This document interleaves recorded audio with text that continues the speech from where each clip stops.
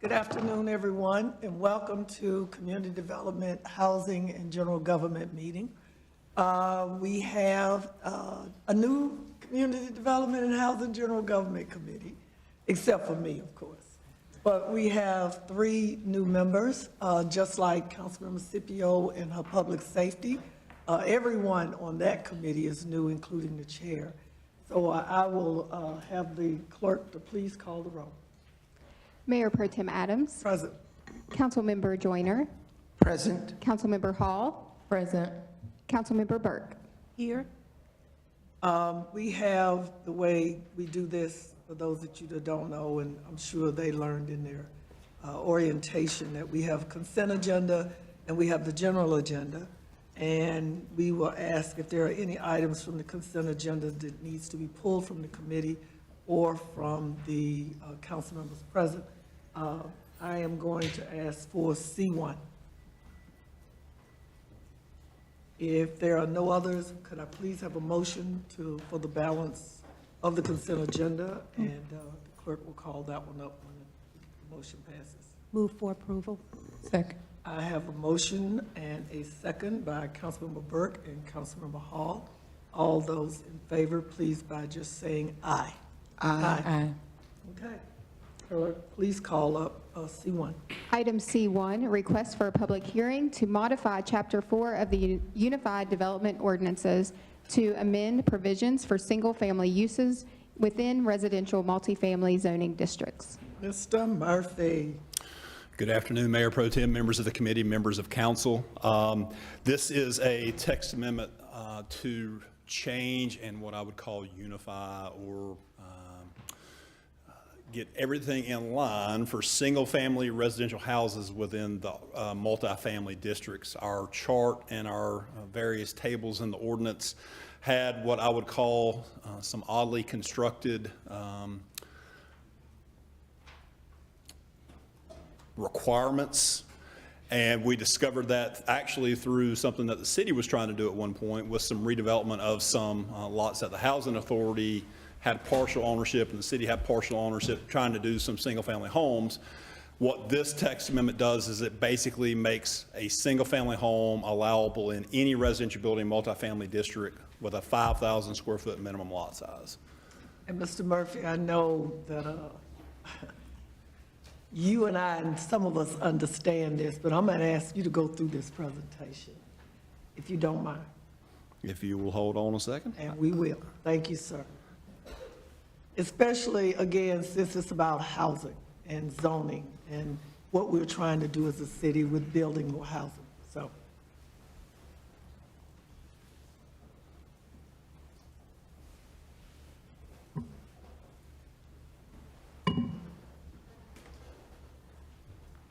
Technical? That's okay.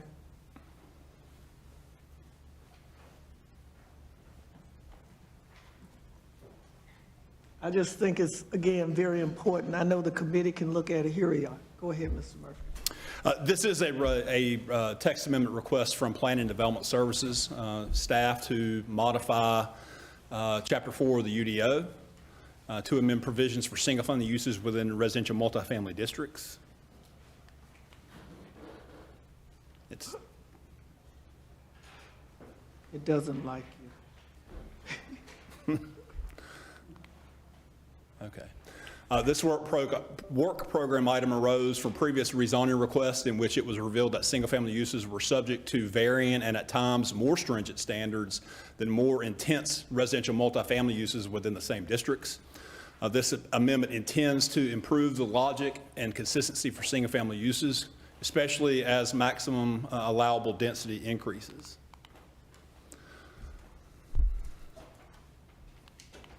There we go. Changes made to table 4.5.18, minimum lot sizes in the RM district, will set the minimum lot size for single-family uses in all RM districts to 5,000 square feet and will standardize the lot dimensional requirements to the same. The single unit minimum lot size will now be the same for every residential building multifamily district. This just shows the example of changing that table. For RM5, if you want to do one unit, you have to have a 5,000 square foot lot, and we're keeping that consistent. RM8, RM12, RM18 was already that way, as was RMU. So we're just making it consistent across the board, that 5,000 square foot minimum lot size. A footnote will be added to each of the RM districts, basically referencing folks back to that table to come up with the standard. And that is the language that is placed as the footnote there in yellow. This amendment will rectify discrepancies and improve logic. At the end of the day, this went to the planning board. It was unanimously recommended for approval. And with that, I'm glad to answer any questions. I can also, if I need to, go into some of the logic and construction behind the way we do text amendments. There's a footnote in the ordinance that basically, if we're taking language away, we're striking through it. If we're adding language, it's highlighted. This is what's in your packet. There are some instances where we have county language and city language, and if that's the case, if it's underlined, it's a county-only provision, and if it's italicized, it's a city-only provision. We don't have any of that with this text amendment, but I did want to make sure that I mentioned that since a number of you are new to the text amendment process. Any And questions with that, I'm from glad the to answer any committee or questions. council members? All right. Sorry. Councilmember Hall. Thank you. If it's from the county, it is, how's that shown in the text amendment? If it's the city, then it's italicized. Underlined. Okay, thank you. You're welcome. Have any other municipalities around us done this or are doing this or? I don't really know. This is one of those things where we didn't really check with our peer communities. This was truly cleaning up an issue that we discovered in the way this was applied in various zoning districts. With the adoption of Forward 2045, as we continue to try to find ways to increase housing and housing opportunities, that's something that we will be looking at moving forward in future work programs, is to try to find other ways to encourage housing. We may be back amending some similar sections, but this wasn't one of those things that we did look at our peers. This was truly trying to fix an issue that we discovered with our existing ordinance. Okay. Councilmember Joyner. Thank you. That 5,000 square foot lot, is that a standard through North Carolina, just in this region, in housing in general? Our ordinance, our standard minimum lot size in our zoning ordinance locally, this is something that is controlled locally for a single family home, is 7,000 square feet. But we have a concept in our ordinance called a planned residential development that allows you to be creative in how you do your development. You have to set aside some open space, but then you can create whatever lot size you want to create. So we have a lot of PRDs that have 3,500, 4,000, 5,000 square foot lot sizes. So this 5,000 square foot lot size will not be out of character with what we allow in other places within the city. Thank you. Councilmember Scipio. My question is, this says it's for single-family units. Where does that, on that chart, I did not see it showing single-family, it just says units. In that chart you showed?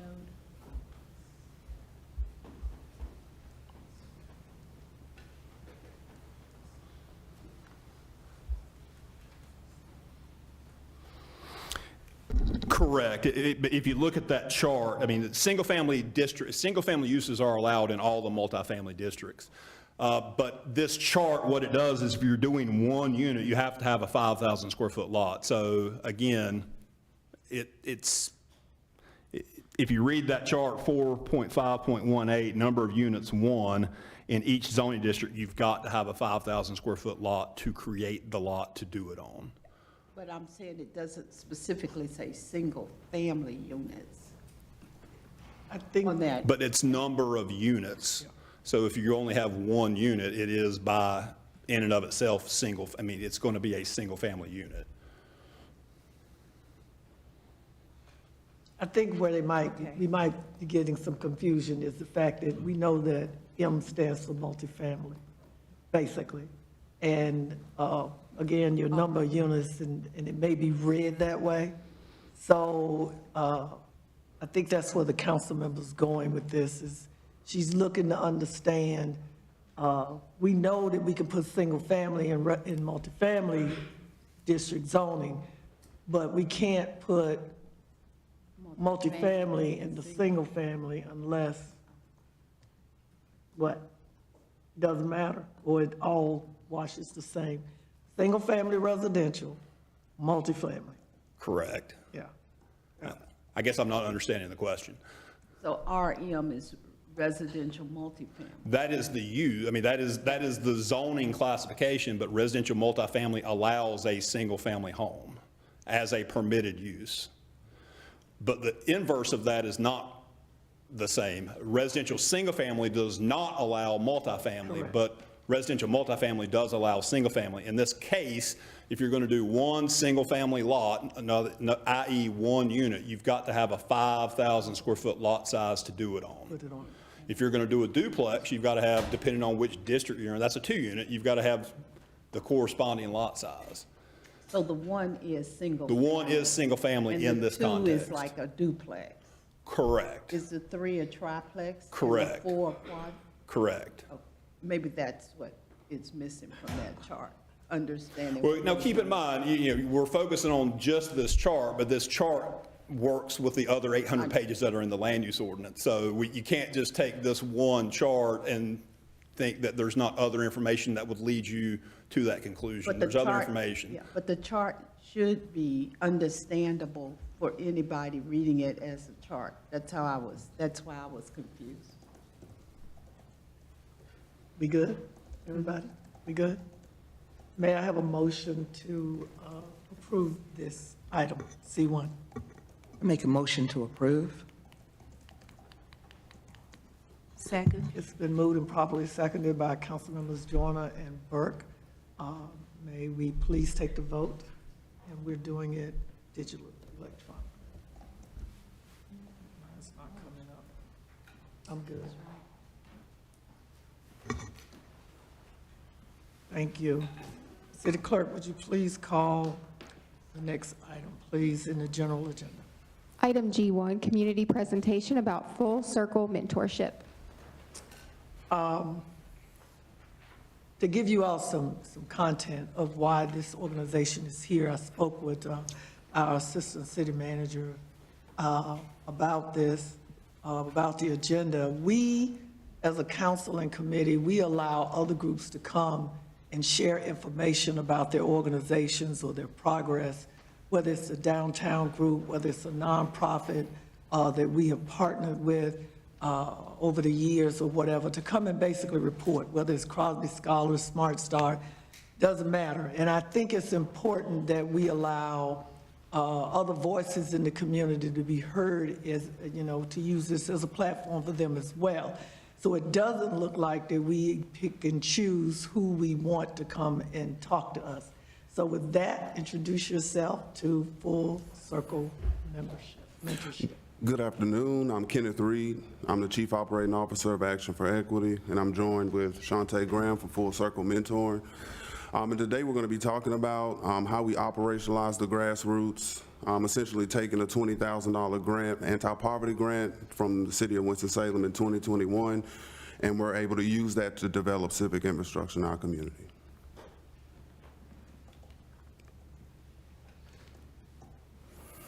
Okay, so again, in 2021, the city granted $20,000. The main part of the grant was for us to be able to operationalize the grassroots. So it was allowing us the ability to give voice to the community that was most impacted by the inequities that we've seen specifically in East Winston. And we were able to do that in multiple ways. With that $20,000 grant, we were able to leverage it along with other funds that we received from the school district and Atrium and others to be able to invest in our community. We were able to do that by investing in Black businesses and local businesses because those are the ones that were most impacted.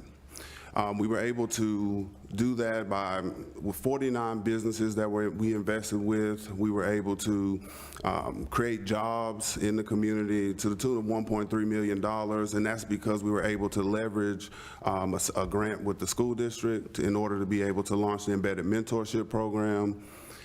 We also, in 2019, when we first started, we're at $80,000 as an organization, and grants like this from the city, school district, and foundations allow for us to grow exponentially over those years to $1.5 million annual operating budget, and we were able to sustain that.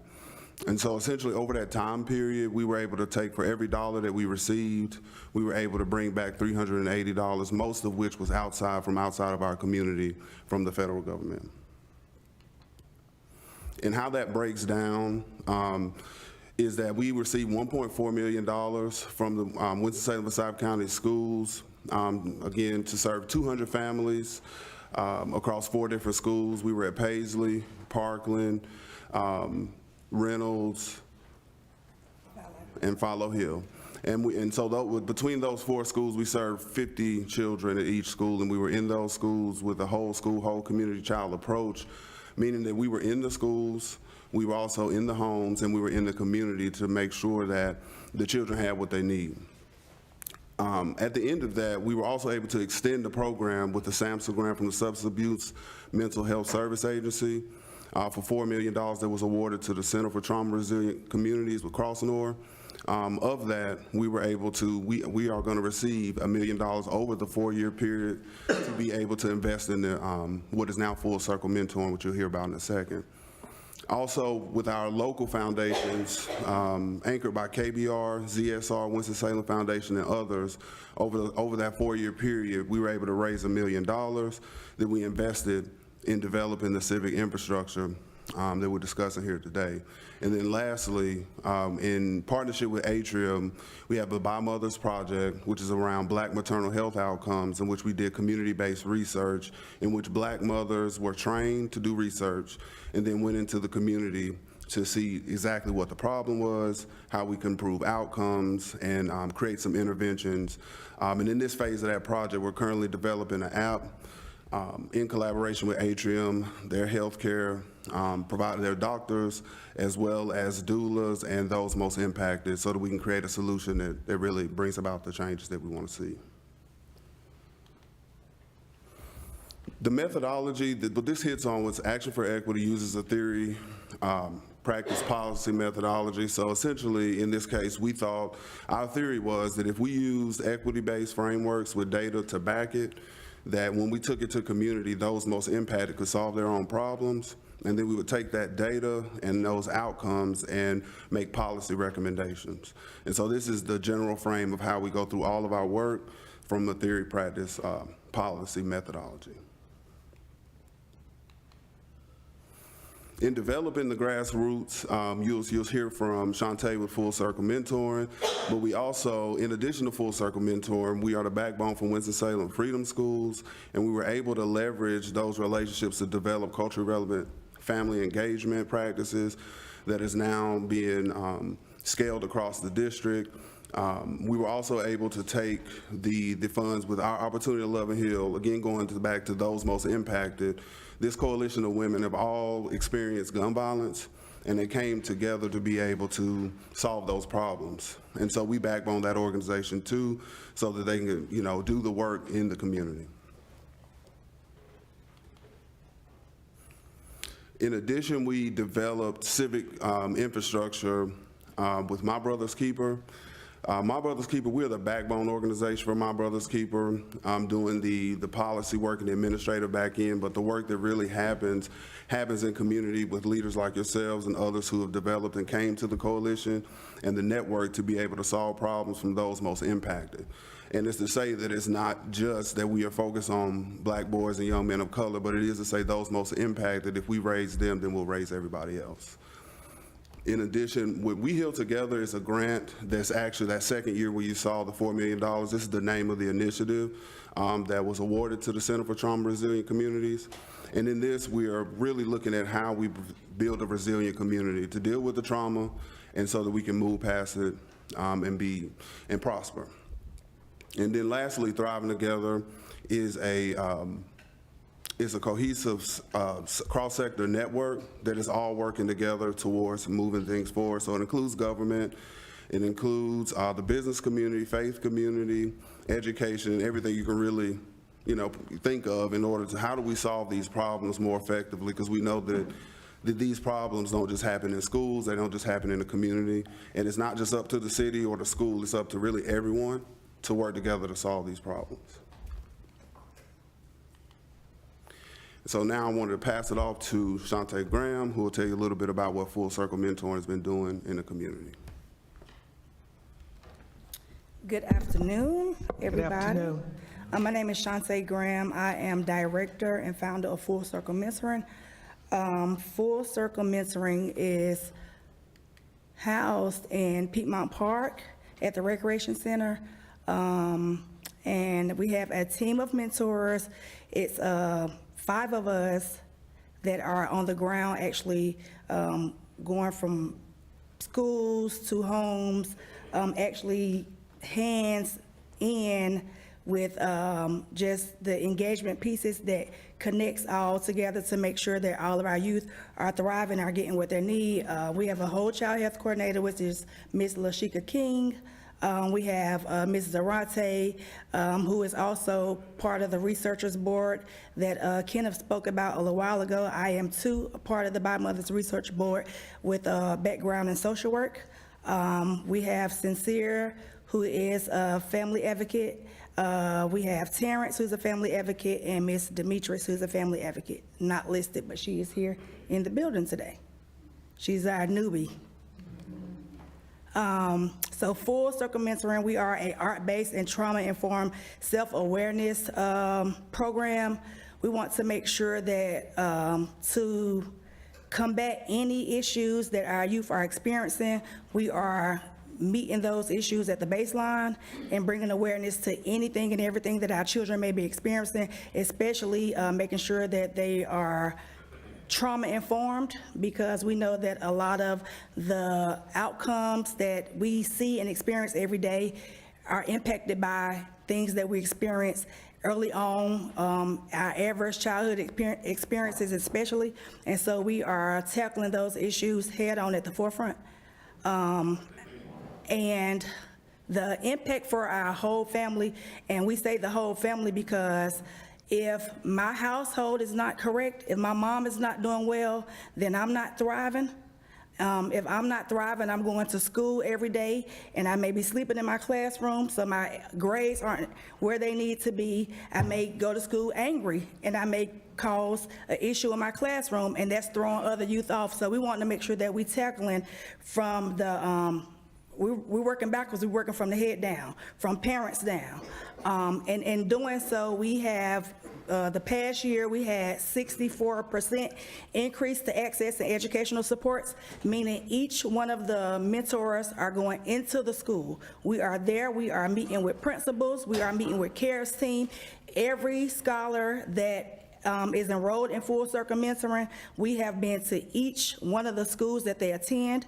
I go in, introduce the program to the school system. We work shoulder by shoulder, holding hands with the CARES team and the social workers on site to make sure that we're bridging the gap between what is actually happening in the schools and what's actually happening in our communities, that the parents understand from the school standpoint and the school understands from the parent standpoint, because there's far too often that lack of what perception may be when people don't live the actual situation. So we want to make sure that we're bridging the gap there.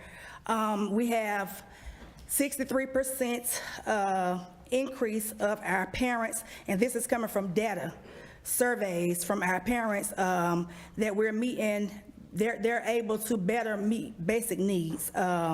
We have our mentors that are partnering with food banks. We have been able to give resources to our families, even if it's transportation, a ride to the food bank. We're able to say, parents are calling in saying that we don't have much, we need something to carry us over to the next pay or whatever that may be. And so we're able to network with different food banks and actually get our families out to these places. down to diapers and financial needs. We've helped with paying bills. We have actually sent 2 of our parents back to school, one with the CNA and another with a phlebotomist certificate just this past semester.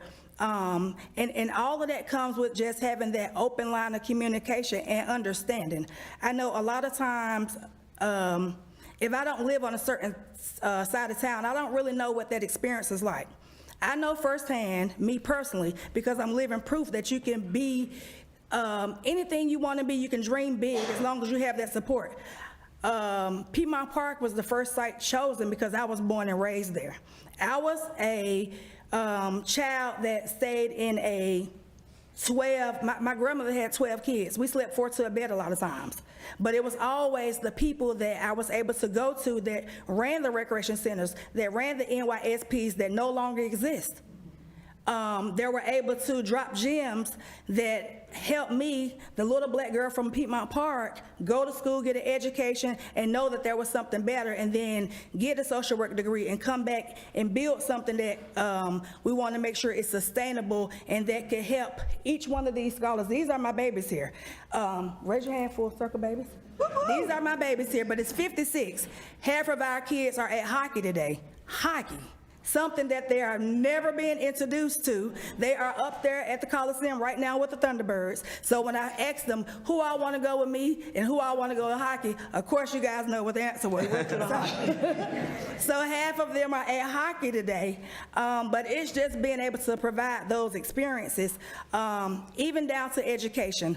A lot of our babies have are needed IEP and 504 plans.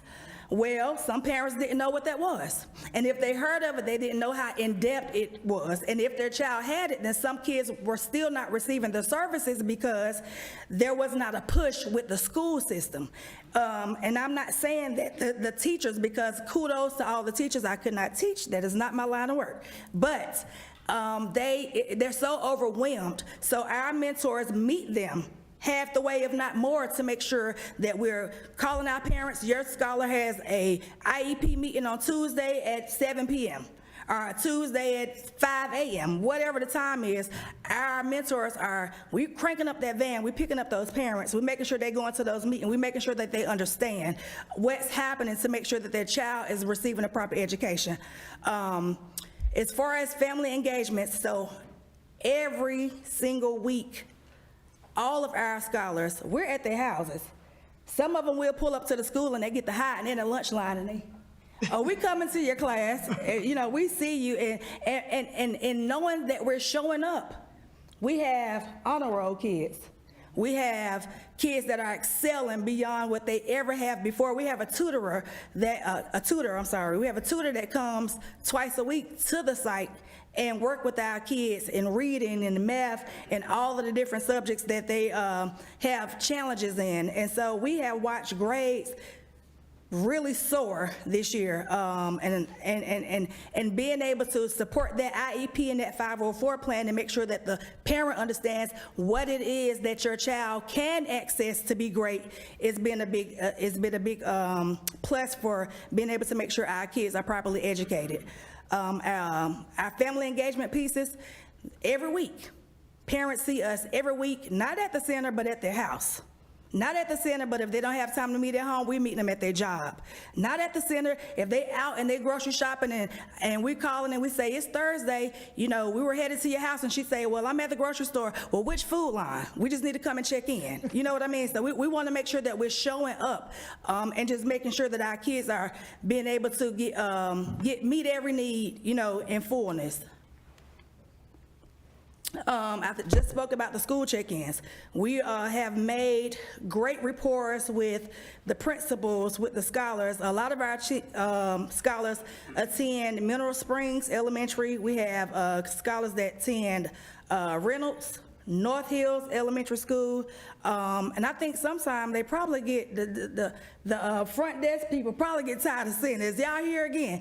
And one thing that made me proud was this past graduation from last school year, we were at every scholar that we had graduate in elementary, middle school, or even high school, we attended every single graduation. And when we got to North Hills, we was making a whole lot of noise because we had a lot of kids coming through. They were graduating 5th grade, and we were making a whole lot of noise. And when we walked out of the graduation, the people from front office, they said, "We knew that was y'all back there." And she said, "We knew y'all would show up." And just being able to have that relationship to where it's almost like, you know, legally we got to sign it, but come on, y'all here, you know, go ahead on and do what you need to do. They have set rooms aside at these schools for us to meet with our scholars. We don't have an office there, but they've set rooms aside. They know we're coming on Mondays and Wednesdays from 10 to 12. This is y'all time. Y'all meet with y'all babies. We're meeting with our teachers. What is it that our scholar need to be working on at home? Testing is coming up. How can we best assist the tutor, make sure our kid is getting what they need to make 3s, 4s, and 5s? You know, we want those 5s, but for some of our kids, 3s is a 5. You meeting them where they are. Staying connected. Miss Ariana. She gonna get me, y'all. Come on, Miss Ariana. So I'm gonna let Ariana tell y'all a little bit about staying. Come on, Ariana. A little bit about staying connected. And I call Ariana because we have a dance team. Last year was the first time the dance team was, a lot of our kids were introduced to dance.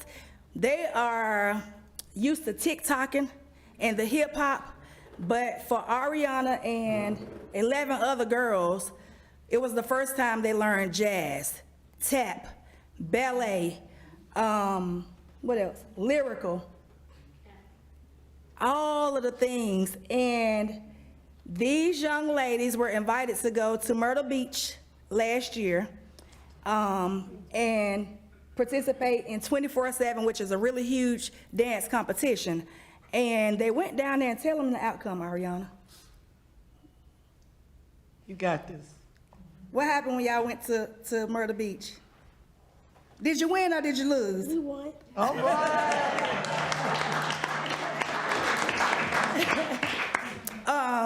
And Ariana is one of our standouts with dance. She is the first to get to dance class, and she is the last to leave.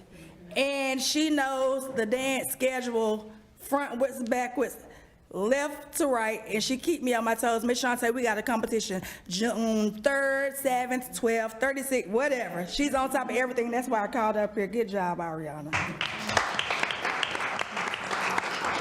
And not only do we have the dance team, we have a basketball team. It was the first time for many of our young men out of Piedmont Park to play structured basketball.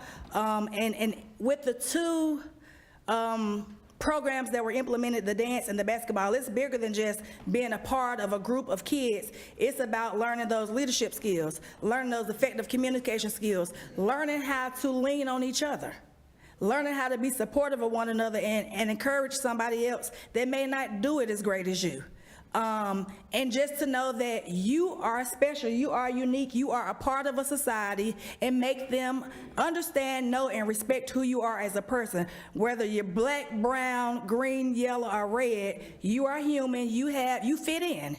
You have just as much as right to do all the things and to be as great as you choose to be, and that they know that they have family in us, and the mentors. They know that we're gonna be there to support, you know, and I'm just grateful to be a part of all of this, and all of it comes from being able to have you guys support efforts like this. To have you guys stand up and say, this is what our community need. And I would charge you guys with knowing that we all have a role in making sure programs like this are sustainable, that we are able to go into not just one community, but the many that are plagued with all of the things that we named today. It's everybody's responsibility to show up for children like these that are sleeping over there, but just to be able to show up for them, and I'm just grateful to be able to do so.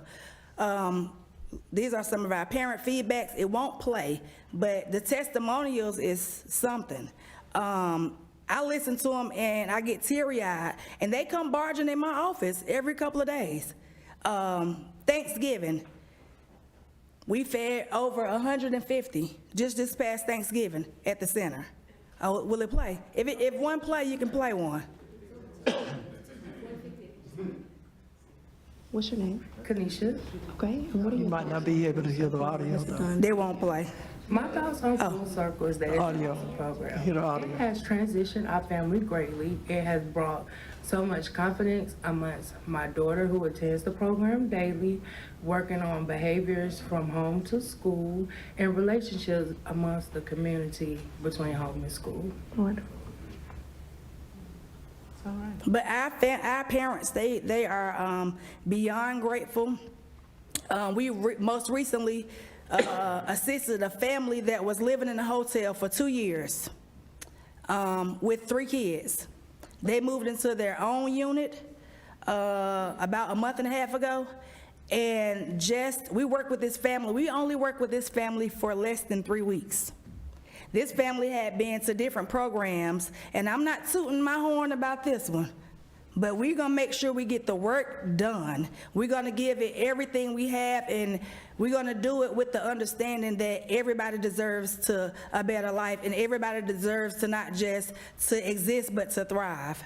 And our scholars have some feedback, but I'm gonna introduce you all to Ms. Journey Clark and let her give you guys what she think of Full Circle Mentoring Program. Hi, my name is Journey, and I'm going to introduce you to Full Circle. It's not just a mentoring program. It's a self-lesson program to learn lessons and even express your feelings. Keep calm if you're stressed. Full Circle is when you learn about SEL, aka social emotional learning. And we also learn about affirmation words.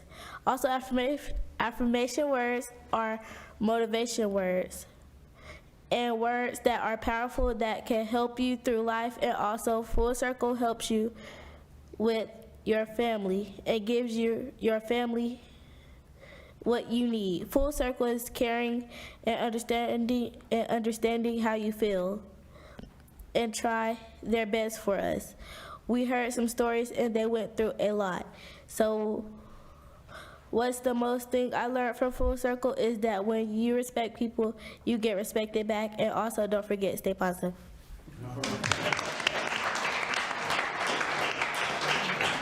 I don't think it could have been told any better. And I asked her, I said, Journey, we're going to present the program to somebody. And I said, well, who want to speak? And it was about 3 of them. Journey about knocked everybody over. She said, I want to talk. And I said, well, what are you going to say? And she said, well, I don't know. So today I said, Journey, you know what you're going to say? She said, I'm writing it down now. That's what she wrote down. I had no idea, but I mean, straight from the horse's mouth. You know what I mean? And we're just grateful to be able to be here, be present, be part of the community, and be sustainable. We need a lot of full circles all over the city. And I just want to say again that we all are responsible for every young person in this community. I know sometimes things happen and we say, oh my God, that happened or this happened. We all are responsible in one way or another. We cross paths with these kids. These are our doctors, our lawyers. These are our cafeteria workers. These are some people that may be in a nursing home or, you know, all of the places that we have contact with on a day-to-day. So again, I charge everybody in this room to just continue to show up. Let's make decisions. People that are leaders, let's make the right decisions to make sure that programs like these are around, they are sustainable, we're getting what we need so that our scholars and their families can get what they need. Thank you all so much. Thank you.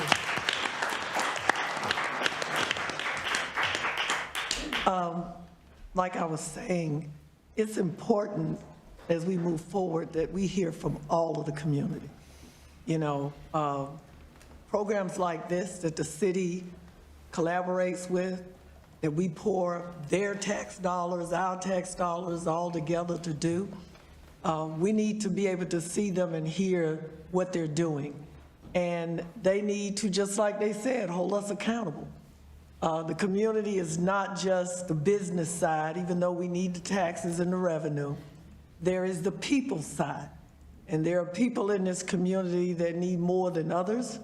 And I think we are going to be charged with that as we move forward, as to how we ensure that they are being well served.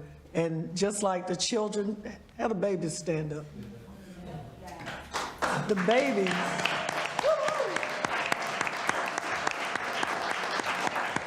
Thank you for choosing us over the hockey. I'm sure they'll make up. We're not that interesting, but we get things done. But they're the future of this city. And as I've said before, if we're not pouring into the future citizens, then what are we doing to be ready when the future comes? With all of the people that came to support Shantae, would you stand up, please, today?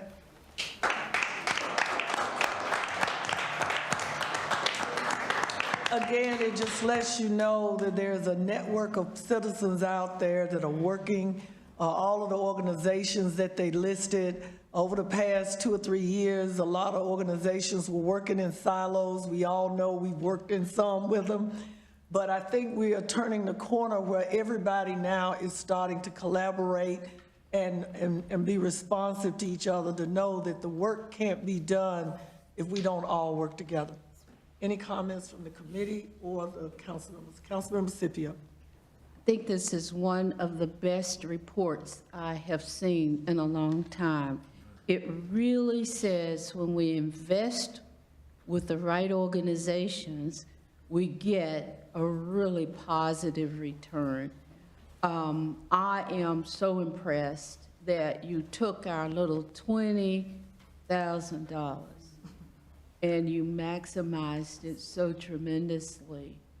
And I think it's just wonderful. I just have one request. I would very much like for you to email that presentation to us, because as I work with other groups, I like to make sure you're getting connected to them, because we can, with the right energy, take this program to other groups and organizations in the city who can then replicate it. I think our ARPA money was one time, but when we show how well it can be invested, I think it motivates people to say, let's see how we can make a continuous difference. So thank you so much. Yes, ma'am, thank you. Any other?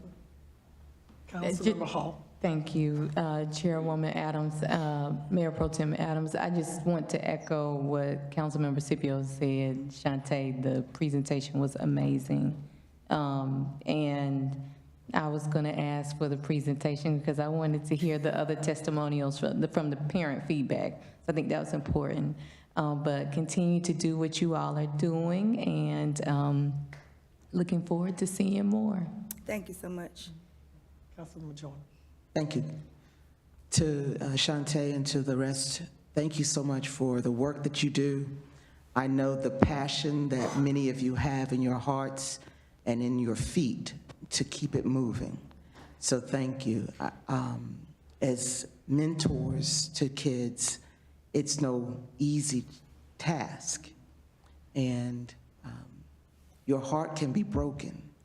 But as your heart is broken, the tears will plant and water the seeds for the next. Yes, ma'am. So continue that. Thank you so much. Thank you. Councilmember Bo. Thank you, Mayor Pro Tem. As a former educator, I worked at former Philo Hill Middle School many, many years ago, and the navigation of the IEPs and the 504s and everything that goes along with having a child within the school system. I appreciate the work that your organization is putting in to help not only the kids, but the families surrounding them to make sure that those parents are able to advocate for their children moving forward. So that's a much needed resource for this community. So thank you very much for doing that. Thank you. Thank you so much for your presentation. Thank you. Item G2. If you all want to stay for the next 2 or 3, we'd be glad to have you, just to see how this goes. Go ahead, clerk. Item G2, ordinance amending Articles 1, 2, 3, and 4 of Chapter 2 entitled Administration. Attorney Carmen. Good afternoon, Madam Chair, committee members, and council members. Jamie, if you could, just pull up the ordinance for one quick second.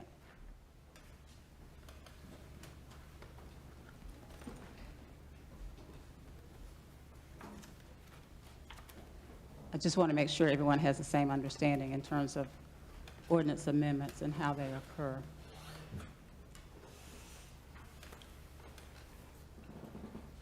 We do have the, Okay. So real quickly, you might need to hit refresh on your iPad to bring up the ordinance.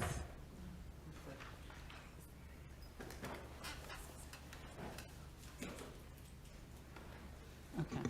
It's on the screen, but real quickly, especially for the new council and committee members, when we make changes to the city code, generally the additions are underlined and, if I can scroll down, things that are being removed bear the strike-through marks. Okay? So that's generally how we make changes, or council will make changes to the city code. And what I'm going to focus on this afternoon is the chart, which is the next item. It should be Exhibit A, because it goes through the various changes. And as indicated, there are 4 articles in Chapter 2 that are being amended. The first one in Article 1 is Chapter 2, Section 2-2. The ordinance currently allows the city manager to declare surplus personal property valued at less than $30,000. So that's the existing language, okay? And notice that it's personal property such as vehicles, equipment, but not real property. There's a separate procedure in the statute regarding regarding real property, and you all have enabling legislation regarding city-owned real property. So this again is about personal property. And so what I've done, if you look under proposed changes, is to basically have council include in the ordinance itself the procedures that the statute sets forth in terms of what needs to be done when the city manager exercises that authority to declare surplus personal property valued at less than $30,000. So basically, it says in the statute, which will now be in the city code, that he has to seek to secure the fair market value for all property disposed of in accordance with the statute and the code, convey title to the property being disposed of in accordance with the authority granted, and keep a record of all property sold under this code provision and statute, in particular the name of the buyer and the amount of consideration. So that's what's being added, okay? The next change is in section 2-33.1 regarding remote participation. And let me start out by saying that the law as it relates to remote participation for appointed city boards and commissions is pretty broad. However, when it comes to elected bodies like city council, county commissioners, the law is not as broad and is not as clear. There is a decision. Bixby voice privacy. And it's basically noted on the far right-hand side of this chart out of Anson County. And so they had a meeting, a series of meetings, and they had a meeting on December 5th. It was called an emergency meeting, but the problem was that you had a number of county commissioners participating remotely. And you never had that body, at least you didn't have a majority or a quorum of that body participating in person at the meeting place. Basically, the court decided it wasn't an emergency and that the body should have, again, we're talking about elected body, should have been at the meeting location, at least a quorum or majority should have been at that meeting location. So that was the problem with that court case. Based upon that court case, the School of Government has advised cities, counties to look at their remote participation provisions, not only as it relates to who can participate remotely, how it can be held, and voting. So what you have before you, first of all, you all, as city council, if you remember, it does allow you all to participate individually, remotely, for the circumstances outlined in the ordinance, but it still has to be a majority or a quorum of city council at the meeting place. So under the case law, you all are fine. The only question that remains is a question of voting by people or council members participating remotely. And so School of Government has asked us to look at that question. And what you have before you, basically, is an ordinance amendment that would preclude council members at the council meeting from voting remotely. That's one option, and it's probably the safest option. An alternative to that, which is not before you, but it is an alternative, is to preclude council members who are participating remotely at the council meeting from casting the deciding vote. You can vote, but you can't cast the deciding vote. That will be another level of protection. So the question I have for you all is, do you want to prohibit voting by members participating remotely so they can't vote at all, or just prohibit them from casting the deciding vote? You don't have to decide that today, but what you have before you would prohibit them from being able to vote remotely. They could participate, ask questions, get answers to questions, but in terms of voting remotely at the council level, they would not be able to do that. Now, committee level is different, because at the committee, you all make recommendations. You don't make a final decision. But at the council level, you make the final decision. Question, Councilmember Jordan. Thank you, Chair. Councilmember Hall looking like, what? So my question, we all went through it, the pandemic, and hopefully that's a once in a lifetime, long lifetime. But if that kind of thing happened again, there's any number of sci-fi what ifs. How does that stop or allow government to continue in Winston-Salem? Well, under the COVID-19, that pandemic, the governor declared a state of emergency. The mayor declared a state of emergency. Those rules are different. Those rules actually allow the entire body to participate remotely. This is a separate rule where you have individual council members, because of illness and so forth, who desire to participate remotely. So those rules are actually different. So if we had COVID-19 again, then the rules would be different and the body could actually participate remotely. Again, appointed bodies still participate remotely if they made the decision to continue to do so, but that's different from an elected body. But under the state law, if you have a declaration of emergency, the body could participate remotely. But that's not what we're dealing with today. Okay. Does that make sense? Yes, ma'am. Thank you. Councilmember Hall, and then Councilmember Scipio. Thank you. Attorney Carmen,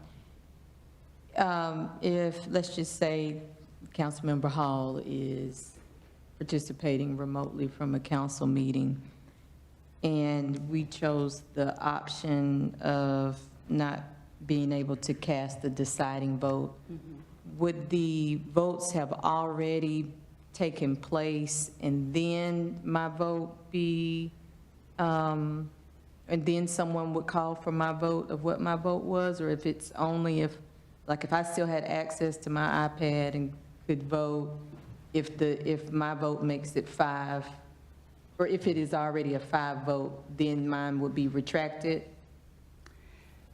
Based upon technology as it exists today, you have to do a voice vote when the body is participating remotely or when you're individually participating remotely. In other words, if everybody sitting at the meeting puts in their vote, then normally, and Jamie can correct me if I'm wrong, normally they would ask, well, what is your vote? So at that point, I would think the mayor and everybody sitting at the meeting would know that we would be casting the deciding vote.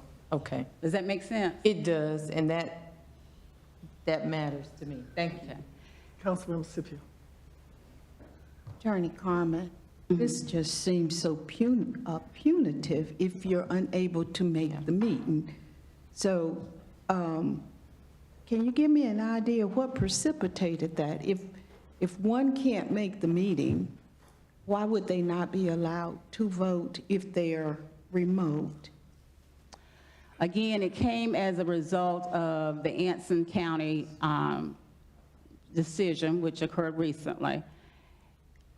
It was really based upon the fact you did not have a majority of the county commissioners in person, and that you had several participating remotely. So the issue was whether or not that was even a valid meeting, okay? That was the main issue. They did have a member who participated remotely via conference call who, for whatever reason, dropped off before it was time to vote. They tried to connect with him and could not, he was unresponsive. So he wasn't able to vote. I think the School of Government, just looking at that scenario, that second scenario, thought it would be good for cities and counties to look at that in terms of voting. And the safest thing, of course, would be to not allow council members participating remotely at the council meeting to not vote. The second option would be to basically the person participating remotely could not cast a deciding vote. Again, you would know that electronically because council members in the meeting room can vote using the electronic process, but you have to give a voice vote if you're participating remotely. So, I mean, the second option is viable. But if someone's remote, why can't they vote first? So they don't have to cast a deciding vote. I don't think that's how we've done it procedurally. But I think we could. I just think it's punitive. But if you want to come, if you want to participate, and the only way you can do it is remotely, then I don't think your rights to not vote would be the right thing. You never know when somebody's shut down for no cause. It's not like they're out playing. You know, we had this whole discussion about remote meetings, whether you could do remote or not. But I just think it's punitive to not allow people to vote if they're participating in the meeting. That's just my opinion on that. And I would hope that we would be a little more thoughtful about it. Just so you know, as she said, this is information. Yeah. Well, the ordinance is actually for approval, but this portion, since it is requiring a fair amount of thought and discussion, we can certainly remove this out to give you all more time to think about it. Well, okay, let's move that one out and go ahead with the rest. Okay. And it'll come back. It'll come back, and it'll give the attorney's office some time to discuss with other council members or for more clarification. Okay? So the next change is to section 2-67, which relates to the attendance policy. Again, this is for city boards, commissions, and committees, the appointed boards. Right now, the policy allows for 3 excused absences for illness or medical-related absences, funerals and/or bereavement, and the birth or adoption of a board member's child for 90 days after the birth or adoption. And the notices of those absences go to the mayor's office, clerk's office, board staff advisor. And the excused absences count towards the attendance policy. In other words, if the absence has been excused, you're not penalized. So the change basically would allow for, and it's in the far right-hand corner, additional reasons for an excused absence. Those reasons are professional, work-related, or family activities. For example, you've got a work-related event that you have to go to, and you can't attend that board or committee meeting. As long as you provide some notice of that or let folks know that you will not be able to attend, and that absence is going to be counted as an excused absence. And so it will not count against you for satisfying the attendance policy. So basically, it adds additional reasons for an excused absence. Councilmember Bowles. Is the excused absence for 1 year or for the term that you're on the board? We're looking at it on a yearly basis. Any other questions? No? Yeah, you go. Councilmember Scipio. Who makes the determination of whether that absence is excused or not?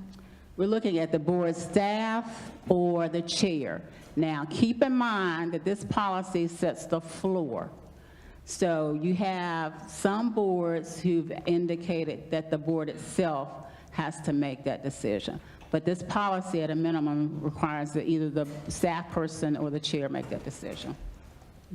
And what this does is we know as council members of being able to, just like police, fire, or other vacancies, to be able to fill these boards, but hopefully to get citizens to participate, and realizing that everybody's life is just different now when it comes to participating on boards and committees, that this is hopefully a proactive way or allowing life's happenings to not interfere with their passion to be on these boards or commissions and not penalize them for missing meetings that legitimately employers and everybody else would excuse.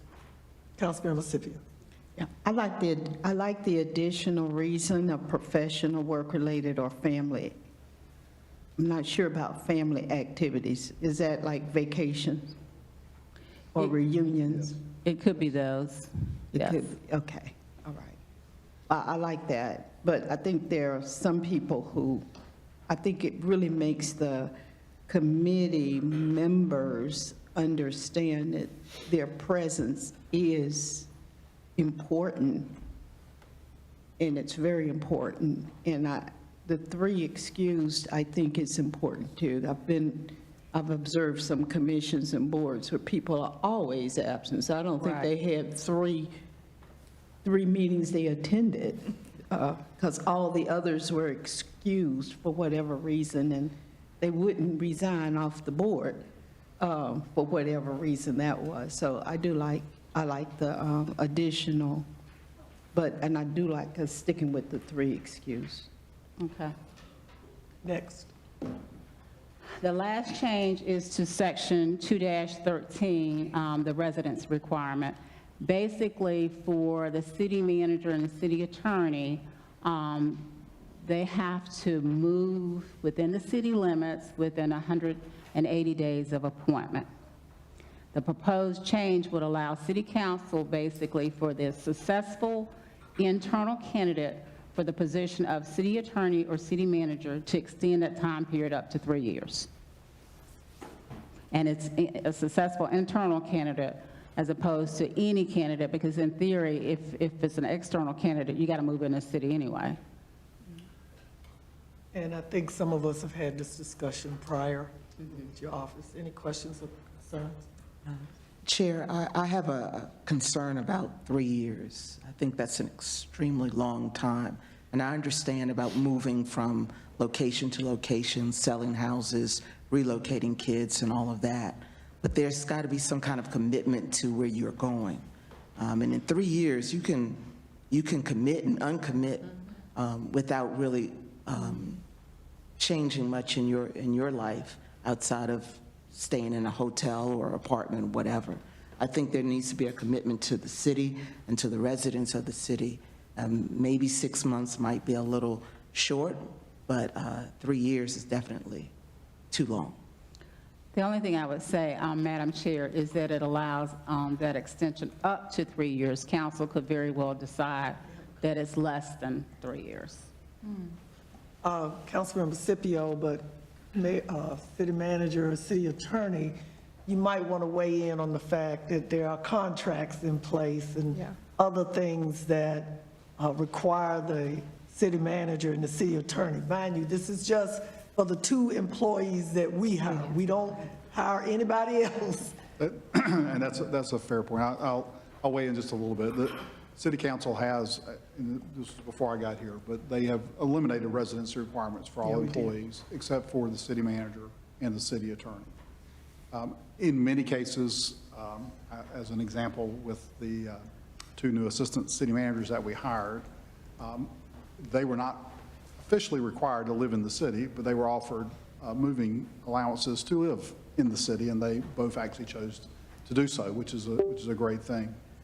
If you have somebody that we're promoting internally into a position, The one key component of, and you're absolutely right, I would say two parts of that is, if they're already a city employee, I will tell you they're dedicated to the city.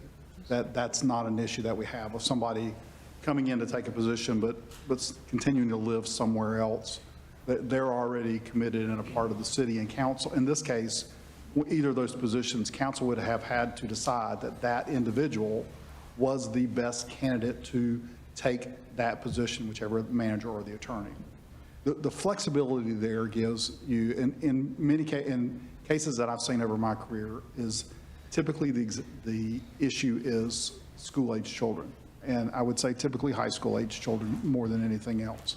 If you have someone in particular situations where it's difficult to move them out of, and kids are different. Some kids can move from their junior year to the senior year, and they do fine, and it's not an issue.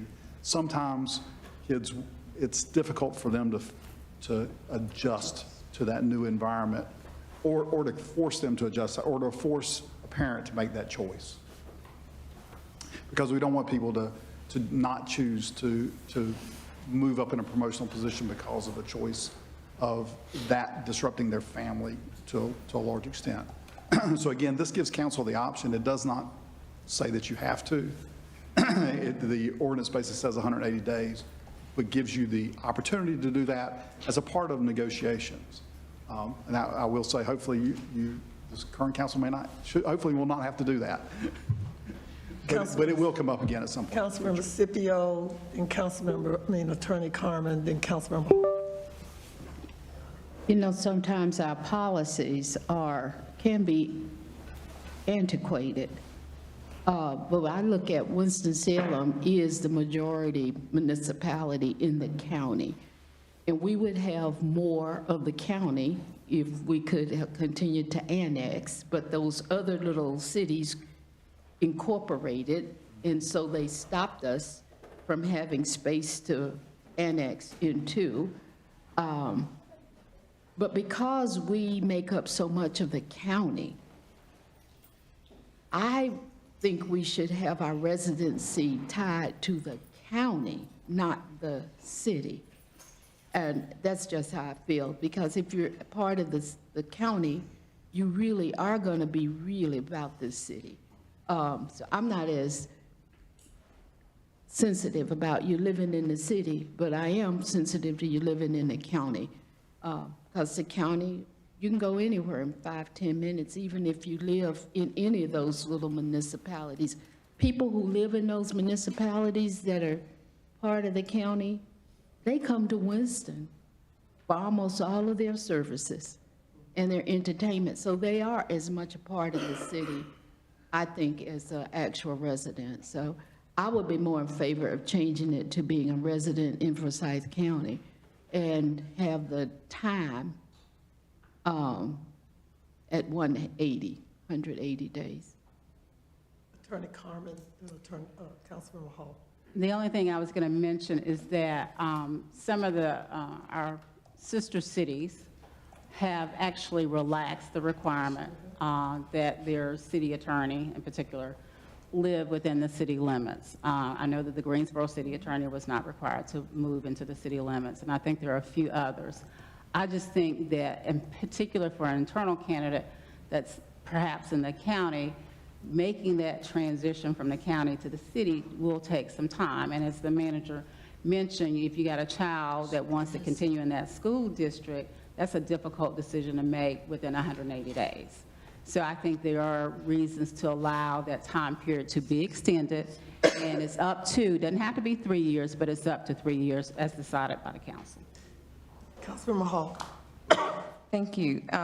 Just for a point of information to the city manager, it used to be at one time, and I don't know if it still is, so this is the point of information, where different directors, department directors and deputy directors, assistant directors, if they were promoted, whether they were the internal candidate or external, into one of those roles, then they needed to live in the city within a certain amount of time. Do we still? That is not the rule currently. Okay, good. Our Okay. current rule is that you have to be able to get to your place of work, typically at City Hall, it could be the the area within, you have to live within 30 miles. Okay, 30 of miles. that location. Okay, So you- okay, Theoretically, so you can get there in 30 minutes if there's an emergency or an issue okay, that comes in.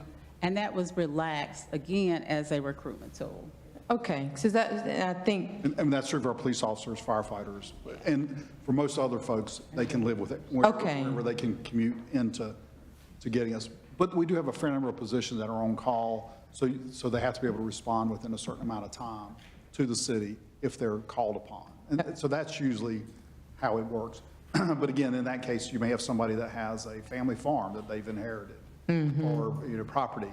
And it's difficult trying to get those, to require those folks to move off of that legacy property to take a position with the city. And I will tell you, I do not think any of our employees work harder because they live in the city or they don't live in the city. I do think there is some perception of having key individuals that work for the city live in the city. correct. Well, I would have to agree with you. Thank you, Chairwoman Adams. I will agree with Councilmember Joyner. I do think up to 3 years is a little long, but I would have an idea of maybe something that could be a little shorter, but I do think up to 3 years is a little long, but thank you for that clarity. Again, when we were going through the hiring process, that was discussed amongst the council when we were going through the hiring process. As been stated, one of the things that we saw when I got on the council 15 years ago, we had mandated, like all cities, because the world hadn't changed, there had been no COVID, everybody was working, nobody was working from home, that all employees of the city basically had to live in the city. When the world began to change, we realized that we had to, looking at other cities around us who were pulling employees that had been with us for a while. They said, well, I live in Greensboro, so you telling me I gotta move to Winston? Well, I'm going to Greensboro, so I'm gonna work over there now. All cities had to take a hard look at how we would handle that situation. Again, the only two people that the council hires, employs, are the city manager and the city attorney. And then we found out, once COVID hit, and all of us started to suffer employee vacancies all over, where it became apparent that people no longer wanted to possibly leave where they live to go somewhere else to work, when they can live at home, work at home, and stay in their community. So we're all competing with each other. So in this scenario, in our hiring, we realize we have an internal candidate that lives in the county. And they have children that are at that age where there's a drastic move or family, whatever, personal. Do we make that mandatory in order not to hire the best candidate? So this is why this is here. We discussed it at length, did we not, Attorney Carmen and Mr. Pate, that we at least give people an opportunity, even though they've been hired, to make those adjustments, to sell the house, get another house, get the kid out, empty nest. It's a process. And we were willing to work with that in order that we have the best candidate. Now, this is part of the consideration of an amendment, and I do know that we are going to pull the Chapter 2, Section 2-33 one, but this is going to council, and, it can go. It doesn't have to have full approval, but it's going to probably go to council, okay? Go ahead, Councilmember Hall. Thank you. And this vote will be to approve it to go to the full council. Okay, And the with the committee- exception, omitting 2-2. Exactly. And that's all true for all the things that you'll do at committee. Right. Yeah. You're making when they say make a motion, the motion is in actuality to recommend moving this forward to city council.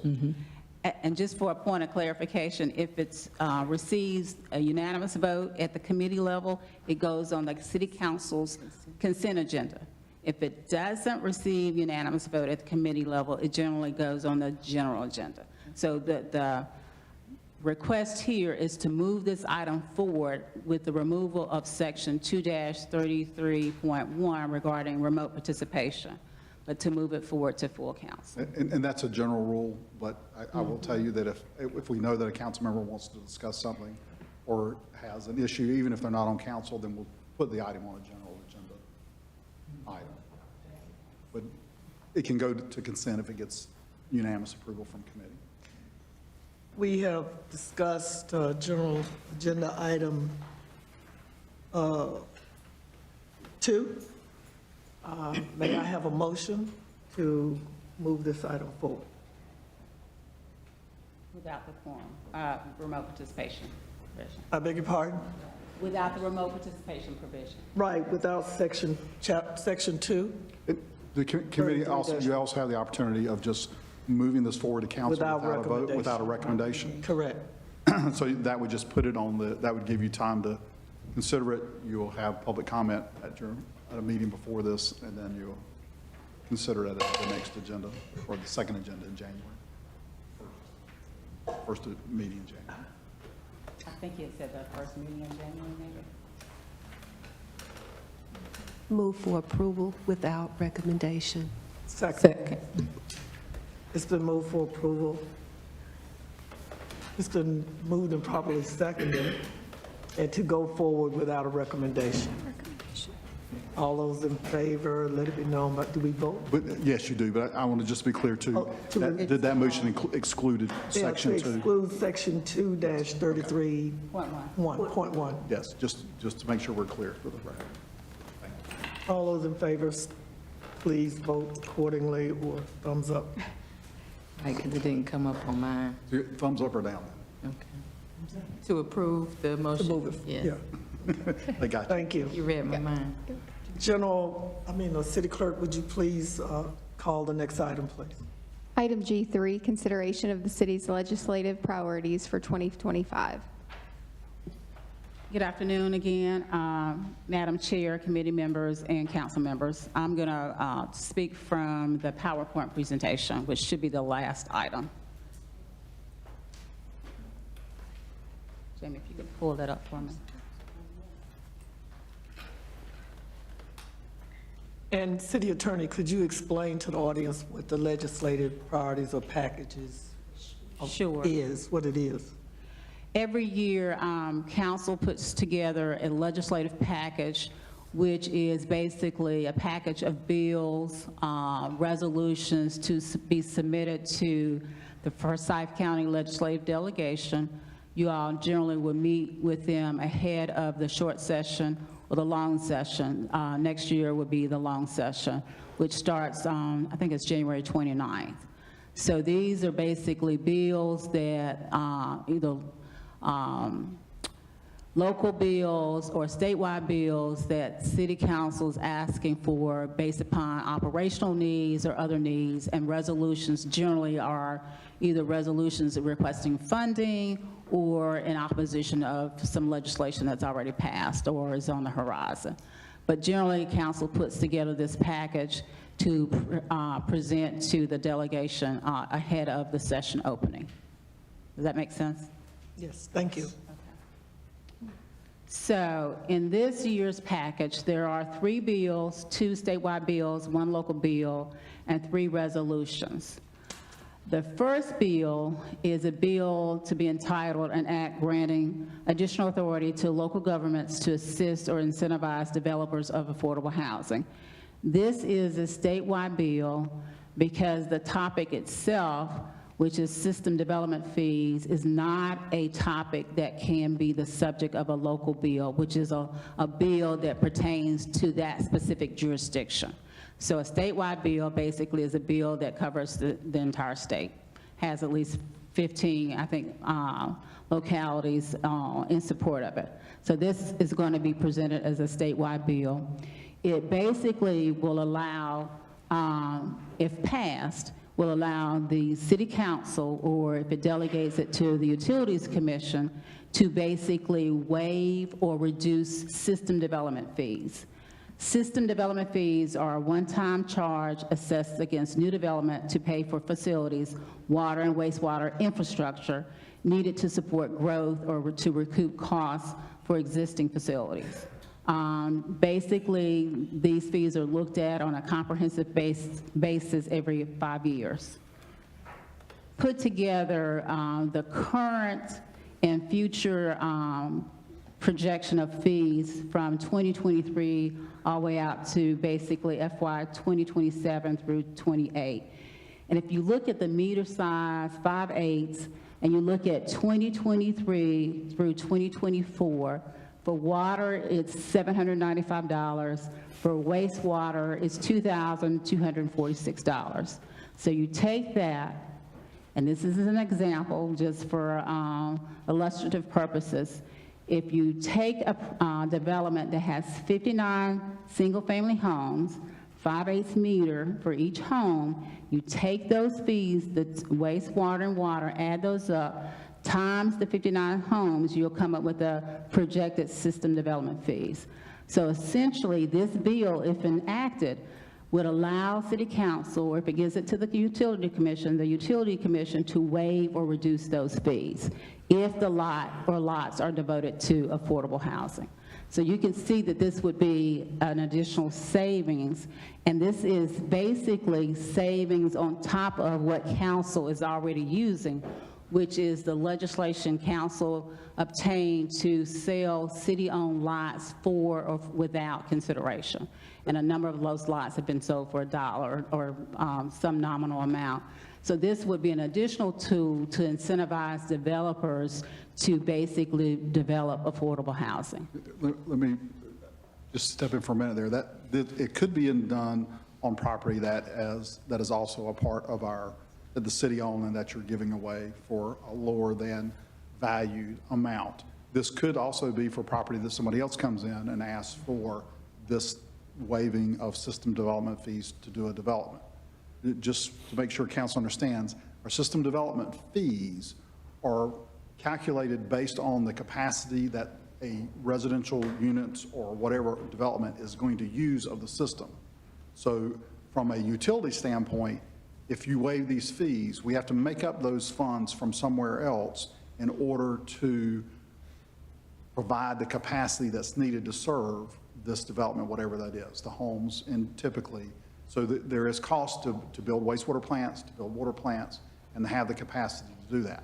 We actually are in a pretty good place with capacity as a community right now. So this is could be a positive thing for us to do, but it's another tool that you will have the ability to use to assist with reducing the cost of building homes. Right, and it did grow out of city-owned properties, but it can be used for any properties that are devoted to affordable housing. Councilmember Scipio. Because right now, we don't have that ability to waive or reduce the fees, is that right? That is correct. That's why we need to have the legislature to give us that authority. You want to add this to the toolbox? Right. And we've tried this before. Well, just like the affordable housing piece, when it comes to city-owned lots, it took multiple times asking the General Assembly for that legislation. The third time was a charm, and this hopefully after the third time will work and be a charm as well, so yeah. Because we have now some others that everybody has an affordable housing issue. Right. And a lot of other municipalities have joined the group to hopefully help get this passed. And that is correct. There are a number of municipalities have expressed interest in this legislation. Okay. Any other questions? So the second bill is a bill to be entitled an act to amend enabling laws relating to city county planning and zoning in Forsyth County and the city of Winston-Salem. Despite the title, and that's based upon the current legislation, this bill would only apply to city council. So it basically would allow the city council to authorize the planning board to make final decisions regarding certain rezoning matters, such as those that are non-controversial, without opposition, which would expedite the approval process. An example would be simple cleanup text amendments. Planning board can make those final decisions. Those tend to be without opposition and non-controversial. Again, this is to give the city council that ability to convey that authority to the planning board. Doesn't mean it has to, but it would enable city council to do it if it so chose to do it. Comments, Councilmember Scipio. Non-controversial would mean that when something's going to, zoning is going to the planning board, that the whole planning board votes on it unanimously, or that there are no residents who came in to speak against it? You know, who determines non-controversial without opposition? You all, as council, would make that determination. It could be very well that it's without opposition before the planning board. And those are typically the ones that I have in mind when we're talking about this, but you all can make that determination. Some of them go through very easy. They go Exactly. to planning and they just, nobody Exactly. stands up against them. Okay. Okay? All right, next. The next one is a bill to be entitled an act to amend enabling laws relating to the Civil Service Board of the City of Winston-Salem. Okay. I'm going to digress for a second because we do have new committee members and board members. Back in 1993, City Council created the Citizen Police Review Board. And I'm doing this because there's been confusion about the Citizen Police Review Board versus the Civil Service Board, and there's a difference. So the Citizen Police Review Board was created in 1993. It hears appeals of citizen complaints filed against police department employees. It only makes recommendations. It does not make a final decision. So if a citizen files a complaint against a police officer, it goes through the internal process and goes all the way up to the police chief. If police chief decides that complaint didn't have merit, or the police officer actions did not warrant disciplinary action, that citizen, once they get that letter, can appeal that decision to the Citizen Police Review Board. That review board then has the ability to review that case and determine whether or not it wants to hold a hearing. If it decides to hold a hearing, it will hold that hearing in closed session and then make a report to the city manager. But it's only from the standpoint of making findings of fact and a recommendation as to that complaint.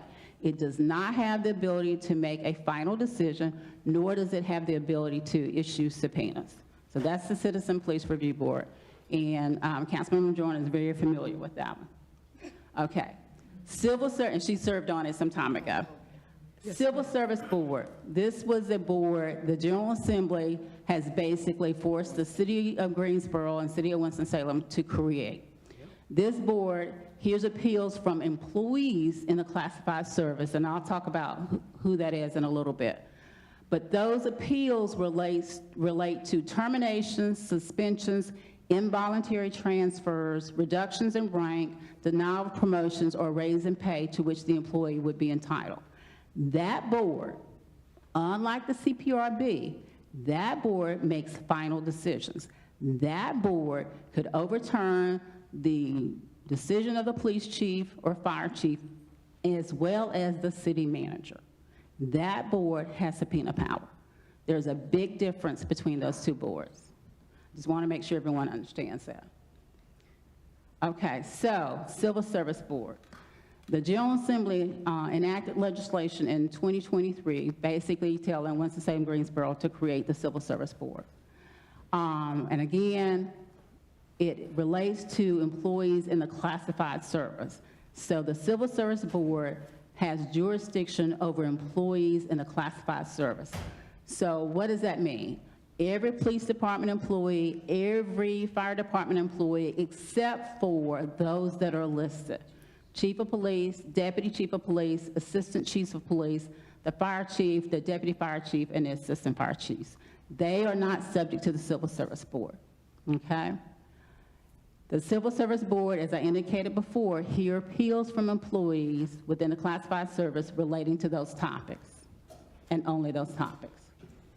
So the Civil Service Board, in terms of the membership, consists of two people elected by the employees in the, that should be classified service, in the police and fire departments. One for police, one for fire. Then the third person basically is appointed by mutual agreement of the police and fire chief. The next one is appointed by city council, and the final member is appointed by the other 4 members of the civil service board, okay? In terms of membership on the civil service board, the current legislation allows former employees to serve on the civil service board, provided they have been separated from the city employment for a period of not less than 7 years prior to service on the civil service board, okay? The purpose of this legislation or draft legislation in your package is to add an additional requirement. And that additional requirement would be that member separated from city government must have been separated in good standing from city employment and without a sustained conduct violation or disciplinary action. In particular, what is concerning is if you have a former employee who was terminated for truthfulness, excessive use of force. Without this language, without this amendment, that person could be appointed to the Civil Service Board, which could bring into question the integrity of the process before the board and whether or not that member is impartial. So the purpose of this amendment, would be to preclude a person who basically was a former employee who basically is not eligible for rehire.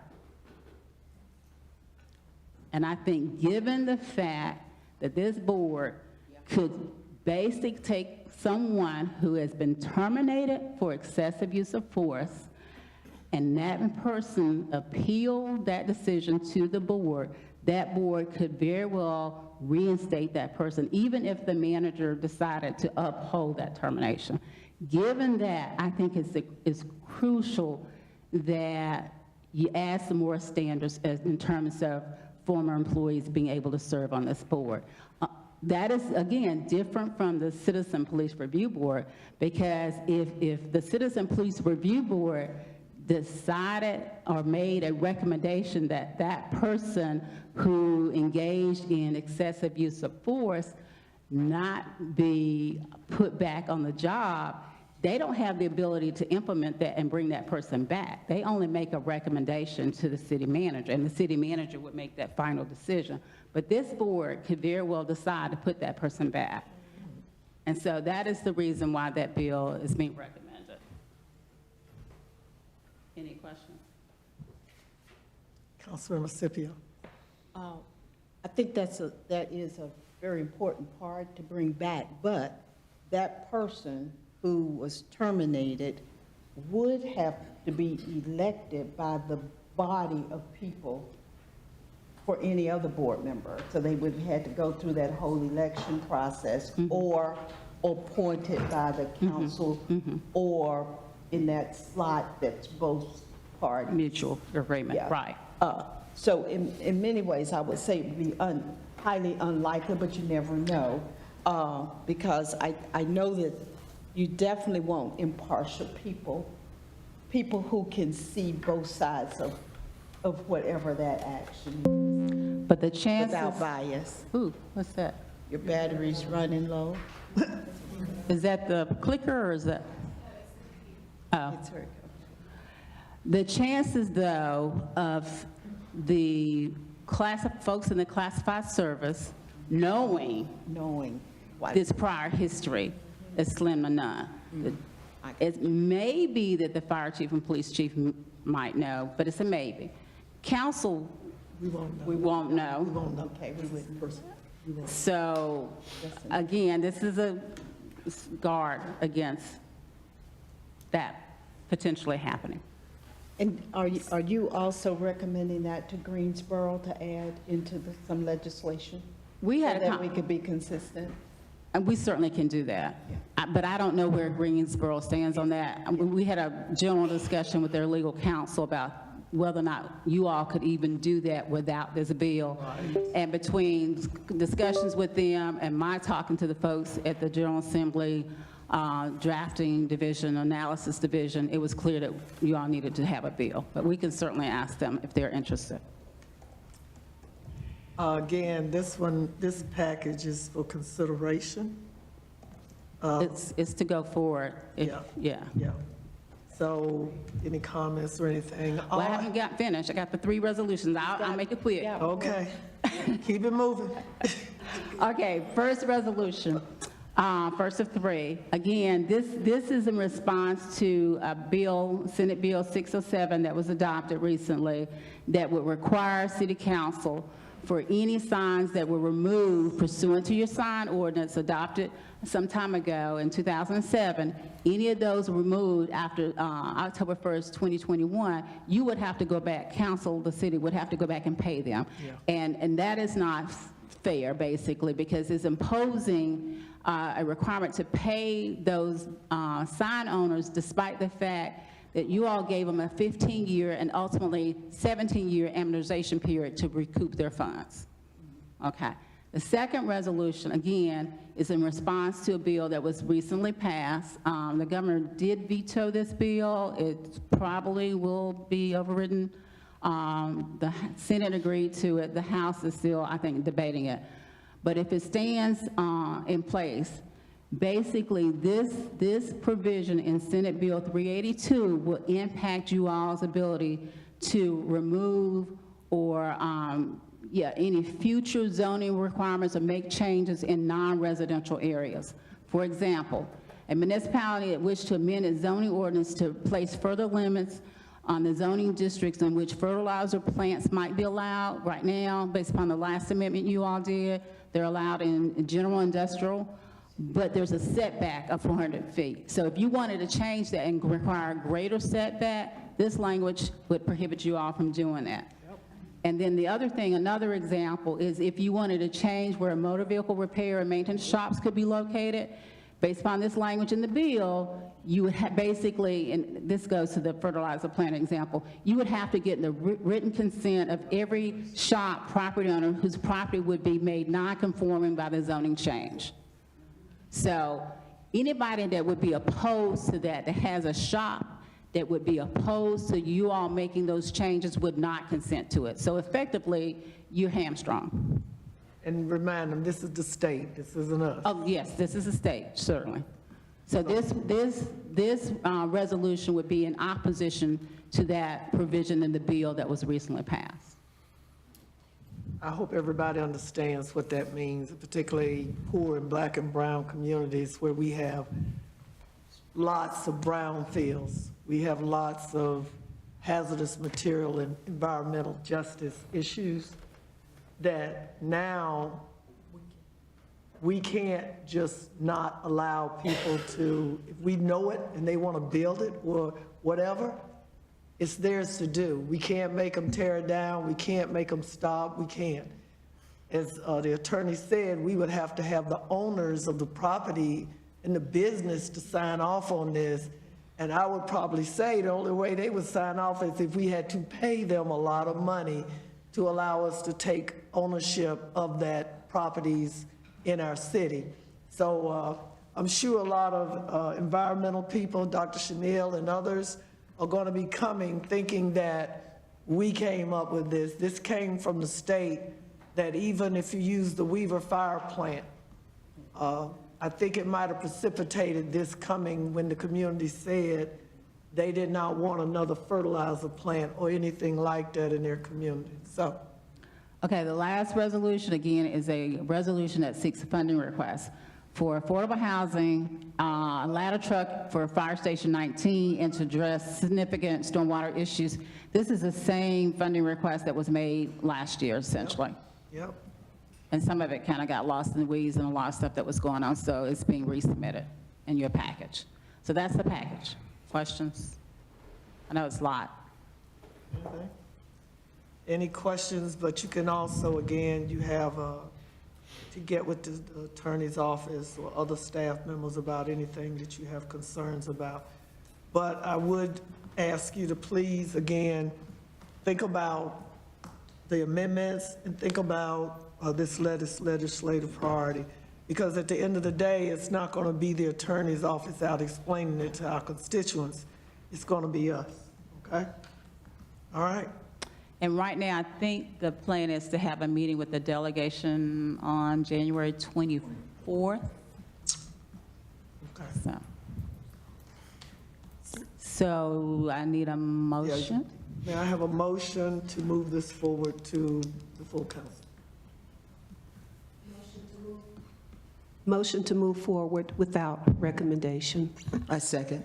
I have a motion and a second by Councilmember Burke and Councilmember Joyner.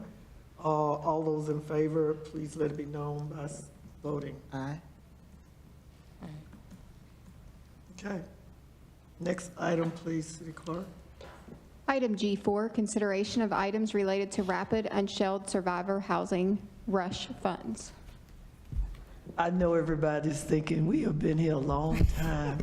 But like I tell people, this is the committee that gets everything. So, you know, that's why they put us last.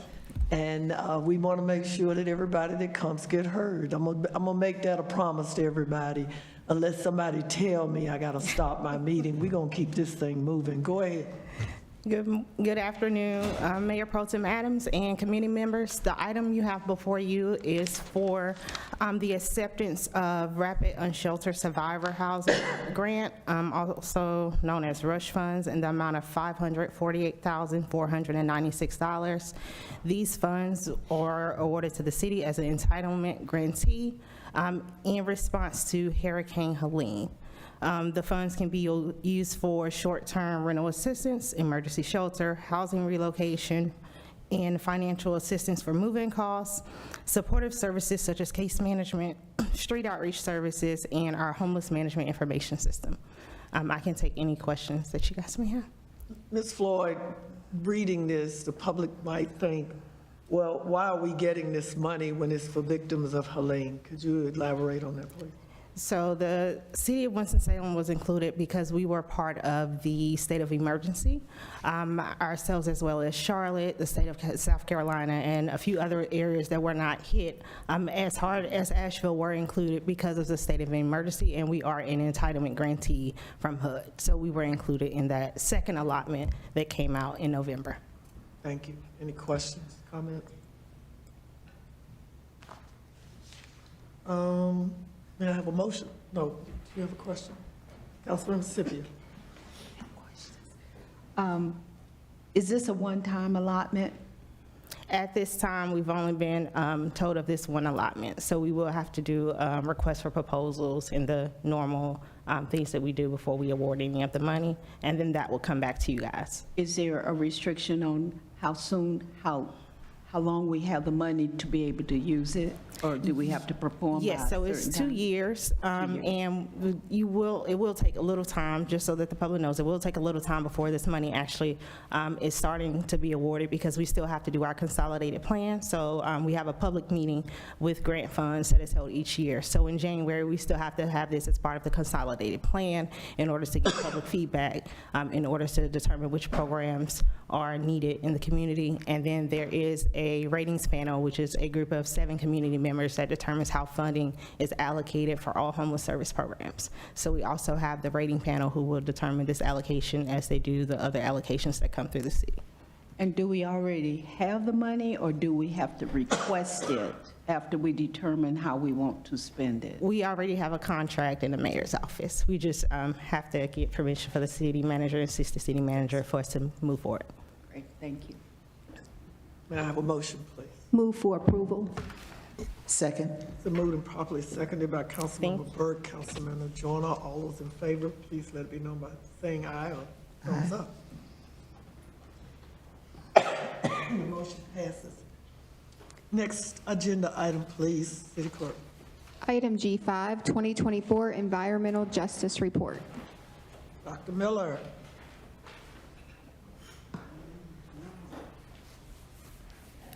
Good evening. Good evening. And I will try to keep this brief, so if I move too fast, feel free to ask me questions. I also realized just before coming in here that we had some technical issues and the report did not load properly, so you can't see all the graphics. I've already emailed a copy to the city clerk, and she will be able to get you a better copy. So this is to talk about something that's critical to our well-being of our communities and environmental justice. And I know many of you are familiar with it, but forgive me as I put on my little professor hat as well. That, trying to define this for the community as equal protection to not just the hazards of pollution, but also the positive benefits of the environment. So some of you may remember, but environmental justice movement really started in North Carolina. It started north of Raleigh in Warren County. And even though their lawsuit was unsuccessful, it did bring awareness to the disparate environmental harms on communities of color. But since that time, environmental justice has evolved because we recognize that the other parts of the environment, the positive benefits, whether it's trees, parks, also are something that we need to look at environmental justice. And I'm bringing this up today and bringing this report to you because it has been recognized on a larger level. Governor Cooper issued an order in 2023 for his own cabinet and for his and agencies to look into environmental justice. He also started an advisory council. They put out their own report this fall, looking at what they need to do, and that ensures good mapping and an environmental justice index. So much of the foundational data that I'm bringing to you here of Winston-Salem is the same thing that they're thinking that needs to look at the state level as well. So if you look at what other cities have done, places like Asheville and Mecklenburg County, they have brought it up as creating an environmental justice framework. Again, everything starts with this base level data, this public data of recognizing it where we are today and where we can go. And I'd also like to recognize that I do have Minor Barnett here. He is from the county and works on with the environmental part, so he has assisted with some of the environmental air quality and pieces like that, and so he's also here for questions. At the federal level, Justice 40 was a White House initiative that said that 40% of all federal funding needed to go to areas that they designated. So everything that is in blue is what they designate as disadvantaged areas, and that 40% of their funding would have to go through there. So that is something that has been working with for several years. And by us doing this work, we also work towards showing our commitment to addressing these challenges, and we strengthen our case for grants and be able to show that we're trying to support this healthier, equitable environment. So some of the grants that have been related to this, for example, when we looked at Seasite grant, when we were applying for that, and now we had to look at community centers in these Justice 40 areas. Doing CFI, we looked at public charging, and we have to make sure 40% of the money that we put towards public charging, if we get awarded this grant, would go into those Justice 40 disadvantaged areas.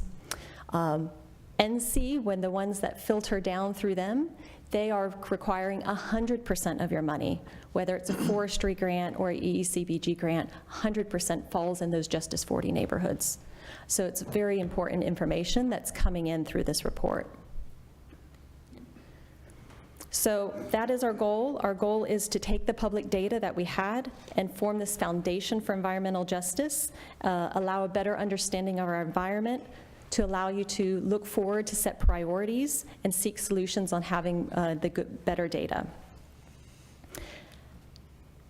And I will not be going through the whole report today, keeping this brief. I do want to note that one of the things that's very new for the city is we did start with an Indigenous acknowledgement.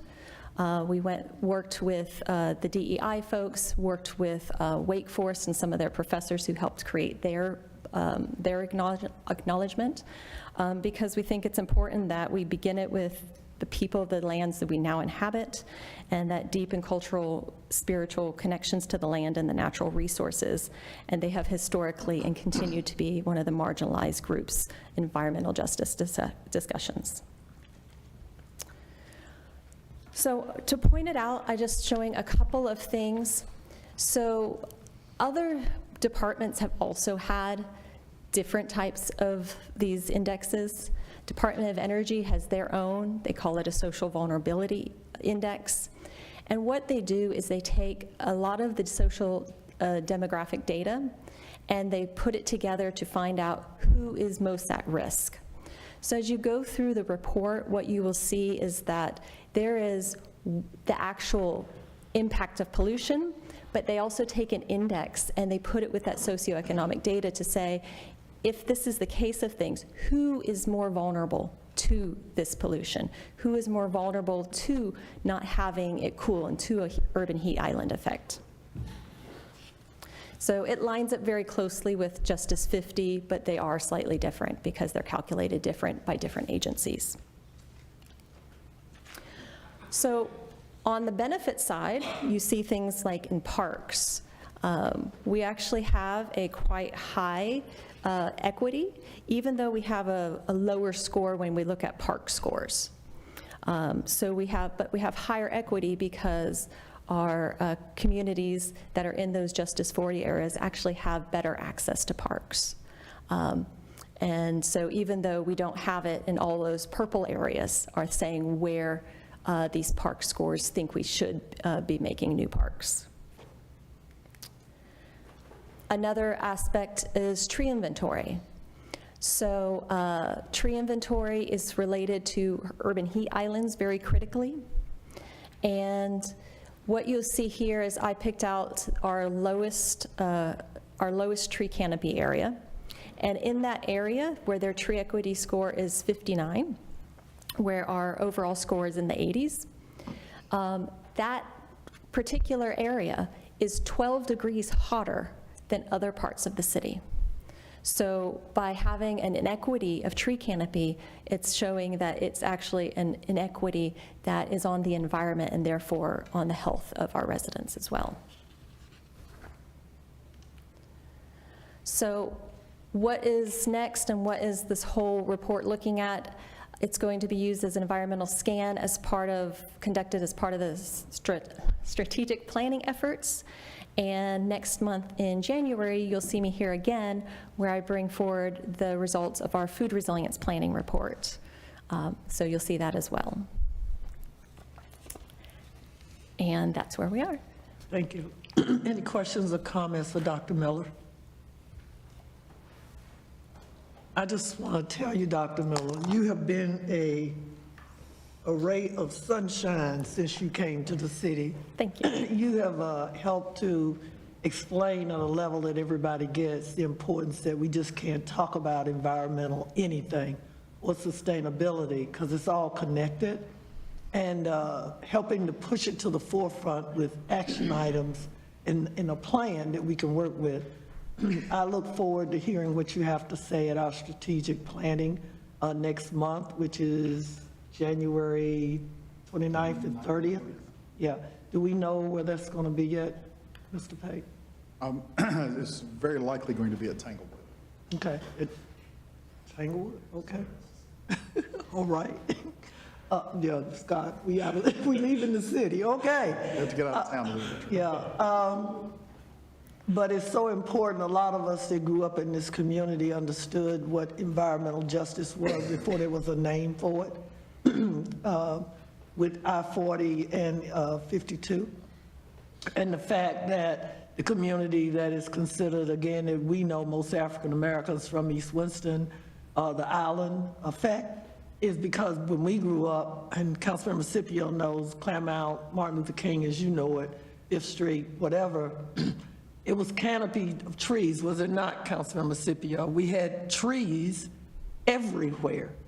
But when the highway came through and you know, urbanization or whatever, it didn't just tear down housing, it tore down all of the environmental infrastructure that went with it, which left that community without trees, vast swaths of land without trees. So really looking forward to your report next month. Any questions? Ms. Councilmember Scipio. Yeah, I have a comment. Every time I look at these maps of the city, it doesn't take long for me to see that if you were to overlay every map for our deficiencies and where we have opportunities, it's the same areas. And at some point, I think I would be so jubilant if we finally made some real strategic action in these areas to transform them to be the best places for people to live instead of the place where the majority of the problems are. I mean, when you think of the people who are living in these areas, these are basically the qualified census tracts that showed us where all the poverty is in this city.